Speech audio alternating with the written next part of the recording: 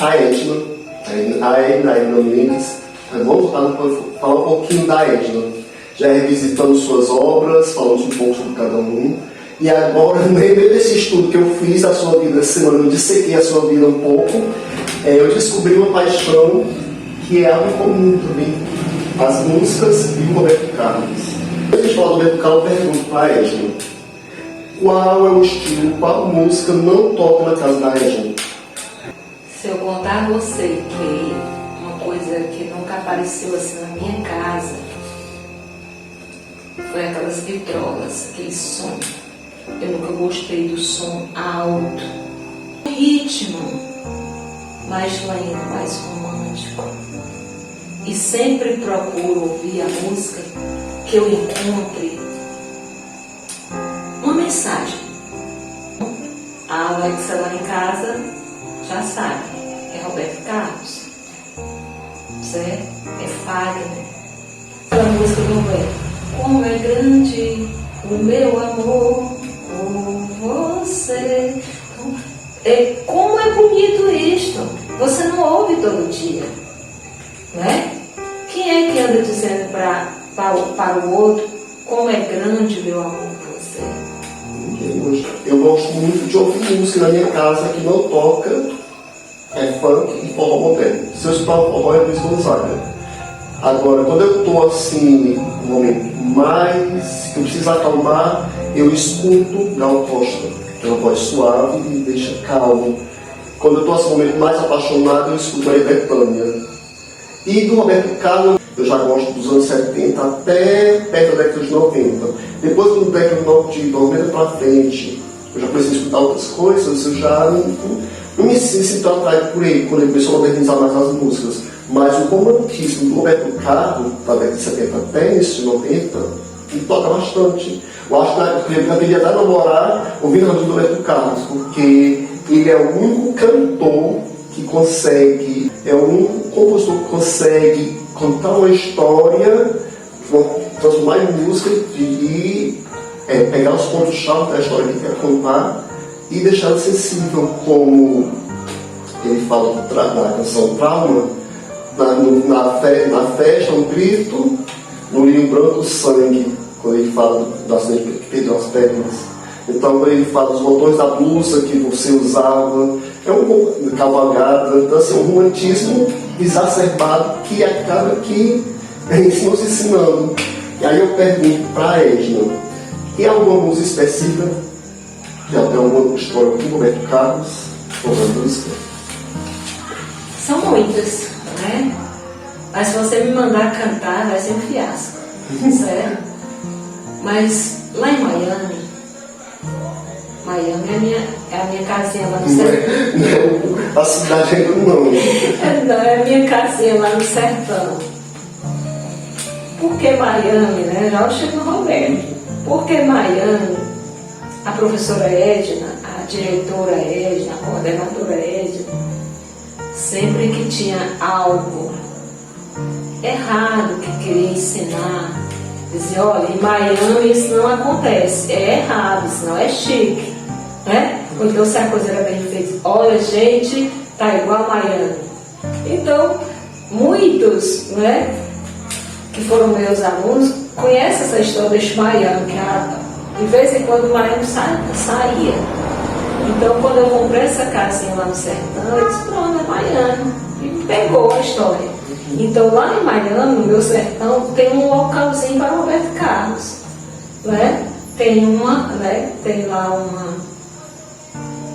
uma estaca com todas as músicas do Roberto. Certo? Outra vez, tem a do Calhambeque, todas elas. Eu consegui colocar isso, eu tenho que tirar um pouquinho daqui de Miami para o Roberto Carlos. Quando eu entro dentro do carro, os meninos já sabem, bota ali, já é música do Roberto. Eles já assimilaram isso. E lá em casa tem um apaixonado pelo Roberto Carlos, que eu acredito que eu tenho influenciado, sem querer, querendo, né? Que é o Edson Luiz, que é um apaixonado pelo Roberto Carlos também, certo? Para outra avó dele, ele apresentou, cantou a música do Roberto Carlos. Aí ele veio me contar. E eu fiz aquela cena de ciúmes, né? Você tomou meu Roberto Carlos. Não, vó, mas foi só emprestado. Certo? Então tem, assim, o Roberto Carlos representa esse lado romântico da professora séria. Sobre o Roberto Carlos, tenho este sonho de conhecê-lo também. Inclusive, já teve oportunidade porque você está fazendo cruzeiro, está sempre tocando no navio, mas por incrível que pareça, ele, no meio do destino, nunca coincidiu eu estar no navio que ele está. E aí ele fez um show que ele fez ano passado, porque ele ano casado, não recordo, foi depois de 2 anos. Meus amigos estavam no show, no navio que ele estava, e segundo eles comentaram, confidenciaram, é uma pessoa super acessível, andava pela gente tem a separação, tem a parte dos gestos, dos hóspedes, tem a nossa parte de convivência. E ele andava, para facilitar o acesso, ele tinha que passar pela nossa área de convivência para chegar no teatro, onde ele ia fazer um show. E ele transitava livremente pela nossa área, conversava, tirava foto. E ele chegou a fazer 3 dias de show, 2 dias de show privado para os hóspedes, e no 3º dia ele fez um show para a população.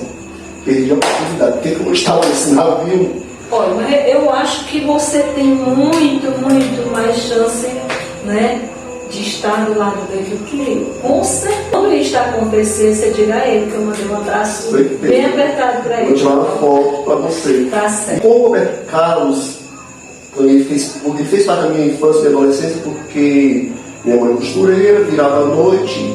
Lá em casa de televisão, a gente tinha o televizinho. Eu ia para casa do povo, quando abriu a porta, eu entrava. Quando a porta aberta, eu ficava em cima da porta. Quando fechava tudo, eu voltava para casa e ouvia música com meus irmãos. E aí, durante o dia, era a música que eles colocavam. Era Zé de Camargo, era Cristian Ralph, José Augusto. Aí na madrugada, eu ia ver a minha mãe, a minha rede era com uma pé, quando ela costurava. Aí eu era embalado, meu sonho era embalado pela máquina e pelas músicas da madrugada, que aí é Diana, Roberto Carlos, então eu sempre fui minado com Roberto Carlos. Quando chegou na pandemia, que o mundo parou, eu precisei reinventar, eu criei um podcast, gravava em casa, os programas, eu estava na internet, e eu tenho uma história com uma música do Roberto Carlos que eu passei um tempo sem ouvir. Hoje eu já escuto, já superei esse trauma, porque quando a minha mãe faleceu, eu tive essa tarefa de escolher uma música para esse 7º dia. Escolhi qual? Amor Perfeito.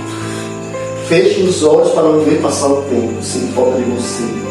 Eu não vou saber me acostumar. Então, toda vez que eu ouvi esses versos depois, era como estar apunhalando no meu coração. Eu chorava e uma vez lá no navio, antes, já pré-pandemia, eu ia passando nos corredores e em um dos bares a cantora estava tocando essa música.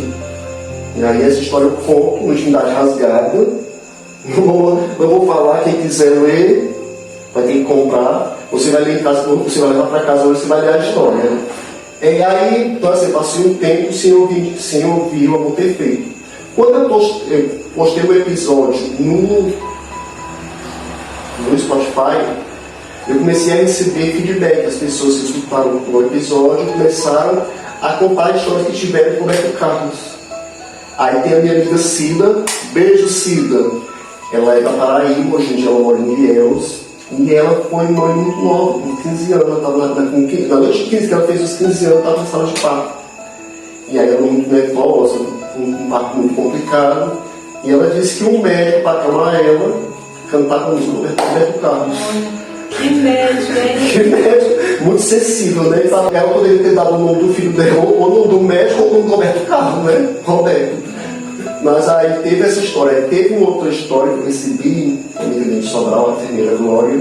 Ela disse que hoje em dia ela não escuta Camileza. Eu quero ser seu tom, quero ser a sua canção. Porque ela disse que na época da pandemia, ela tinha colocado a música, passei a chamar o telefone dela de Camileza. E aí a irmã dela adoeceu de Covid. E aí tinha de tocar de 50 vezes e ela ouvia aquela música. Aí a irmã dela, infelizmente, não sobreviveu, não resistiu, e hoje ela não escuta Caminho Mesa. Hoje eu já consigo escutar o perfeito. Também já passaram 10 anos. Então acho que os traumas que eu tinha, eu consegui separar. E ainda tem alguma história específica, com algumas músicas. Não obrigado a cantar, só compartilhar. Outra vez, né? Outra vez ela é bem especial. Sabe?